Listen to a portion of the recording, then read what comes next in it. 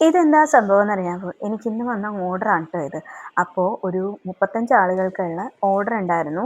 അപ്പോ എന്താ പറയാ, ഞാൻ ആദ്യായിട്ടാണ് ഇങ്ങനൊരു ഓർഡർ ചെയ്യണത്. ഞാൻ ഇത്രയും പേർക്കുള്ള ഫുഡൊന്നും ഉണ്ടാക്കിയിട്ടില്ല. അപ്പൊ ഇവര് തന്നെ എന്നോട് കഴിഞ്ഞ വീക്കില് ഒരു 10 ബിരിയാണി ചോദിച്ചിട്ടുണ്ടായിരുന്നു. അപ്പൊ ഞാൻ ആ 10 ബിരിയാണി അവർക്ക് ചെയ്ത് കൊടുത്തായിരുന്നു. അതവർക്ക് ഭയങ്കരമായിട്ട് ഇഷ്ടപ്പെട്ടു. ആ ബിരിയാണിയുടെ കൂടെ തന്നെ ബീഫ് സ്റ്റൂവും ഉണ്ടായിരുന്നു. പിന്നെ ഇടിയപ്പവും. അപ്പൊ അത് നന്നായിട്ട് അവർക്ക് ആ ഫുഡ് ഇഷ്ടപ്പെട്ടു. അപ്പൊ അതുകൊണ്ട് അവരിന്ന് ഇപ്പോൾ അവർക്ക് കുറച്ചുകൂടെ വലിയൊരു ഫംഗ്ഷനായിരുന്നു. ഒരു 35 40 ആൾക്കാർക്കുള്ള ഫംഗ്ഷനായിരുന്നു. അപ്പോൾ അതിനും അവര് നമ്മളോട് പറഞ്ഞു ചെയ്ത് കൊടുക്കാൻ പറ്റുമോന്ന്. അങ്ങനെ ഞാൻ ഓക്കെ പറഞ്ഞതാണ് ട്ടോ. പക്ഷേ ഞാനൊരു കാര്യം പറയട്ടെ, ഞാൻ എൻ്റെ ലൈഫിൽ ആദ്യമായിട്ടാണ് ഇത്രയും പേർക്കുള്ള ഫുഡ് ഉണ്ടാക്കണത്. എനിക്ക് ഭയങ്കര ഒരു എക്സ്പീരിയൻസ് ആയിരുന്നു ട്ടോ ഇത്. അപ്പം ഞാൻ ആലോചിക്കുന്നത്, നമ്മള് പെണ്ണുങ്ങൾക്ക് ഇങ്ങനെ കുക്കിംഗ് ഒക്കെ ചെയ്യാൻ കഴിവുള്ള പെണ്ണുങ്ങളൊക്കെ ഉണ്ടെങ്കിൽ എൻ്റെ ഒരു സജഷനാണ് ട്ടോ. നിങ്ങളെ കൊണ്ടൊക്കെ പറ്റും.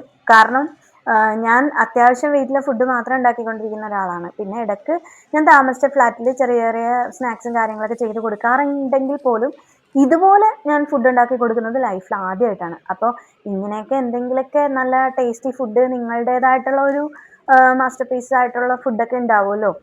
നിങ്ങൾ ഉണ്ടാക്കിയാൽ നല്ല ടേസ്റ്റുള്ള ഫുഡൊക്കെ നിങ്ങൾക്ക് അതൊക്കെ സെയിൽ ചെയ്യാലോ. അത് നമ്മൾക്ക് വീട്ടമ്മമാർക്ക് ഒരു പോക്കറ്റ് മണിയും കൂടെ ആവും.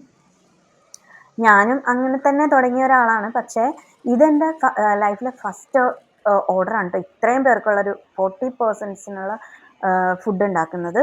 അപ്പോൾ ഇത് ഭയങ്കര ഒരു എക്സ്പീരിയൻസ് ആയിരുന്നു.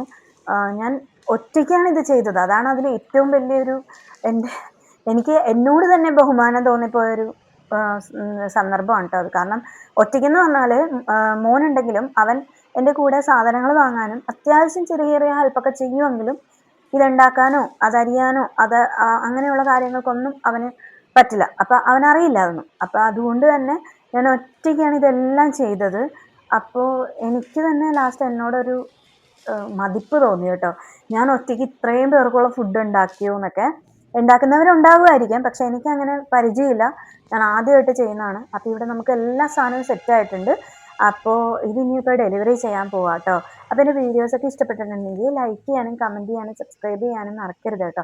പിന്നെ ഇതിപ്പോൾ ഞങ്ങൾക്ക് രണ്ടുപേർക്കും കൂടെ ഒറ്റയ്ക്ക് കൊണ്ടുപോകാൻ പറ്റാത്തത് കൊണ്ട് അവൻ്റെ 2 ഫ്രണ്ട്സിനെയും കൂടെ വിളിച്ചിട്ടുണ്ട്. ആ പിള്ളേരിപ്പോൾ വരും.